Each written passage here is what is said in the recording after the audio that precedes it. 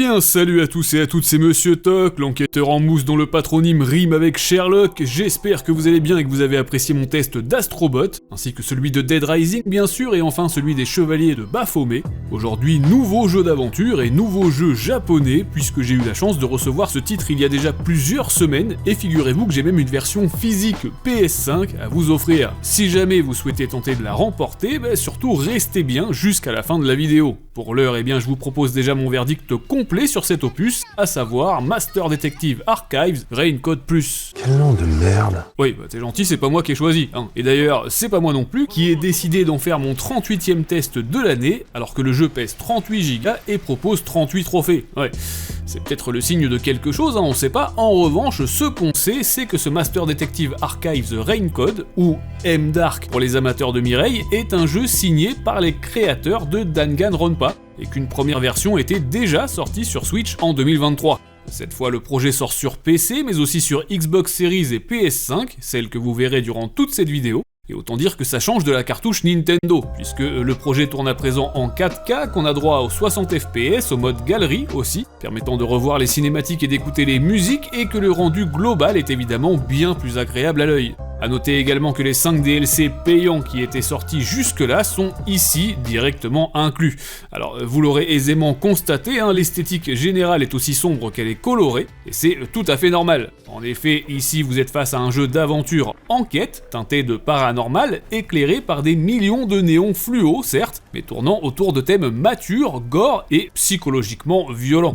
Vous y incarnez Yuma, le fils de Thurman, un jeune détective apprenti qui va devoir faire ses preuves auprès de ses nouveaux collègues, et ce dans une ville maudite qu'il ne connaît même pas. Les lieux sont intégralement contrôlés par les pacificateurs, mais rassurez-vous, non, le boss final c'est pas George Clooney, cette cité c'est Kanai Ward, une espèce de mélange un peu flippant entre Londres et Moscou, avec toutefois une petite subtilité non négligeable, il flotte H24, même dans Heavy Rain c'était pas à ce point là les gars. L'avantage, écoutez, c'est qu'au moins vous ne risquez pas de vous retrouver à sec.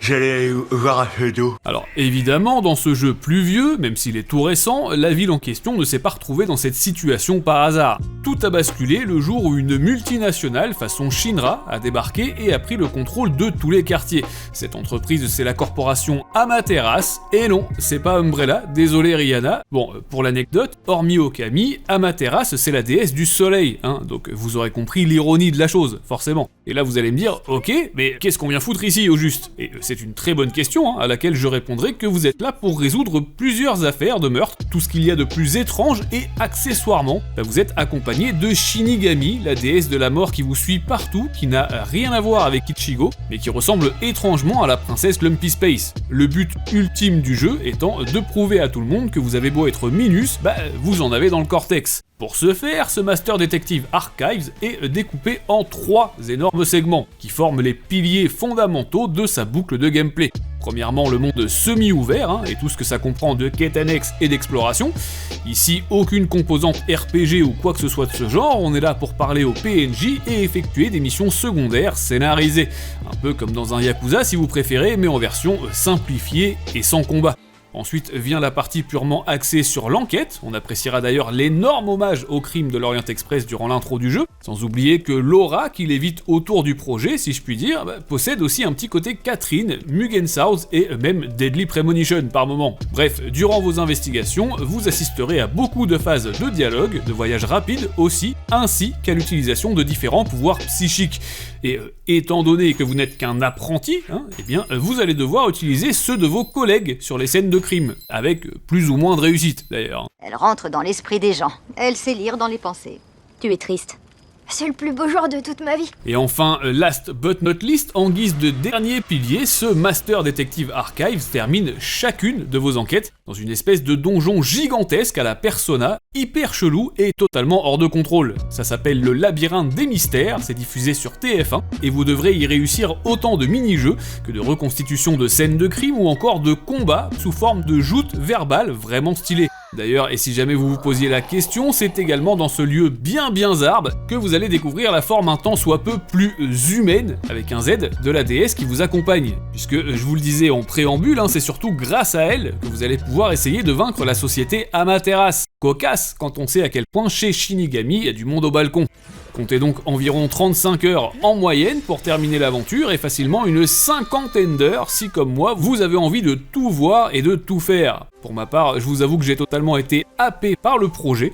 C'est très long, certes, les déplacements et la caméra sont un peu rigides et le rythme général est même un peu mou du genou, mais pour autant, j'ai été quasiment incapable de lâcher la manette, notamment grâce à son humour noir en priorité. Bon, par contre, attention, le jeu comprend énormément de références sexuelles bien salaces, je préfère prévenir. Et puis, tout simplement, grâce à sa bande-son aussi, que ce soit ses doublages japonais vraiment propres, ou même juste ses musiques incroyables du cul.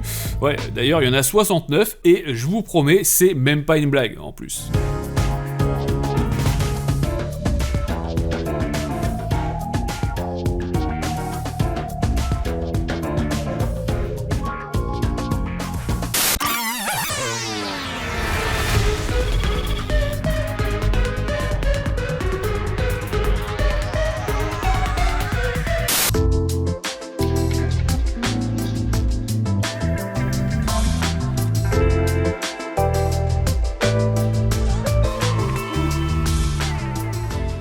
Mais avant de terminer ce test, je vous rappelle que j'ai un exemplaire physique PS5 à offrir à l'un ou à l'une d'entre vous, donc si vous souhaitez tenter votre chance, eh bien c'est très simple, il vous suffit d'être abonné à ma chaîne, de laisser un like sous cette vidéo, et enfin de poster un commentaire, avec le super pouvoir que vous choisiriez si vous aussi, vous étiez un détective un peu mutant. Je vous laisse me dire ça évidemment, et de mon côté, j'effectuerai le tirage au sort dans l'une de mes prochaines vidéos. En termes de points positifs, j'ai donc noté l'ambiance visuelle et sonore, la durée de vie énorme, le scénar drôle, sombre et prenant, et enfin Shinigami et ses énormes labyrinthes. Voilà.